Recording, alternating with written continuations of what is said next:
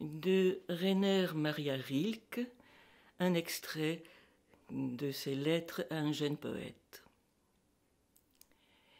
Cher monsieur, vous demandez si vos vers sont bons.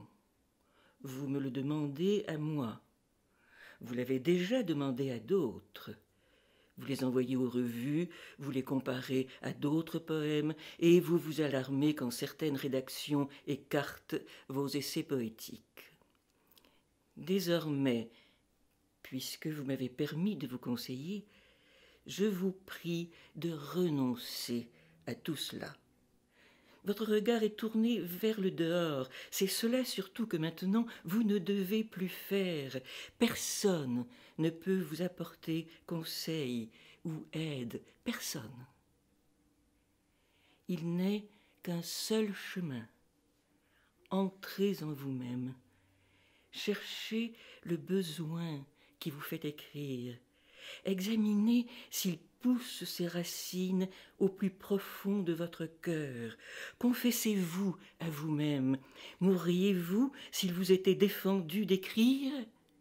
Ceci surtout, demandez-vous, à l'heure la plus silencieuse de votre nuit, suis-je vraiment contraint d'écrire?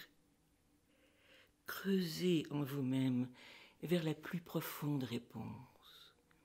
Si cette réponse est affirmative, si vous pouvez faire front à une aussi grave question par un fort et simple « je dois », alors construisez votre vie selon cette nécessité.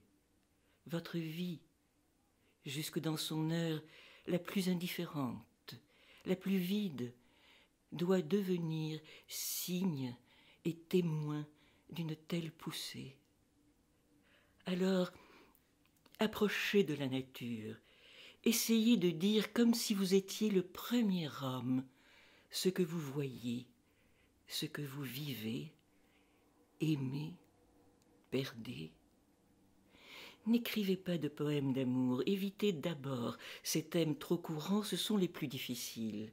Là où des traditions sûres, parfois brillantes, se présentent en nombre, le poète ne peut livrer du propre qu'en pleine maturité de sa force. Fuyez les grands sujets pour ceux que votre quotidien vous offre.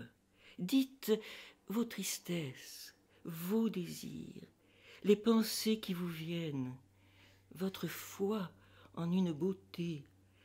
Dites tout cela avec une sincérité intime, tranquille et humble.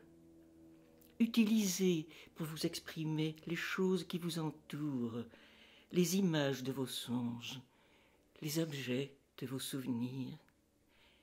Une œuvre d'art est bonne quand elle est née d'une nécessité. Aussi, cher monsieur, n'ai-je pu vous donner d'autre conseil que celui-ci. Entrez en vous-même, sondez les profondeurs où votre vie prend sa source. C'est là que vous trouverez la réponse à la question « Devez-vous créer ?» De cette réponse, recueillez le son sans en forcer le sens. Il en sortira peut-être que l'art vous appelle.